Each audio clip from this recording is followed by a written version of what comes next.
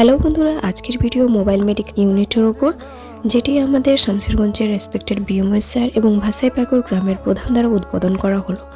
এটি আমাদের পশ্চিমবঙ্গের মাননীয় মুখ্যমন্ত্রী মমতা বন্দ্যোপাধ্যায়ের উদ্যোগে একটি নতুন প্রকল্প, যার দ্বারা পশ্চিমবঙ্গের প্রত্যন্ত এলাকার জনসাধারণকে চিকিৎসা বিষয়ে পরিষেবা দেওয়া হচ্ছে।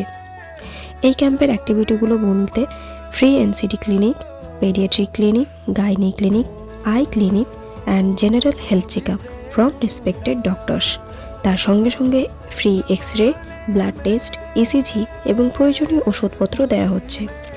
এই রকম পরিষেবা জনসাধারণ সত্যি খুব পছন্দ করেছেন বলে দেখতেই পাচ্ছেন কত ভিড়।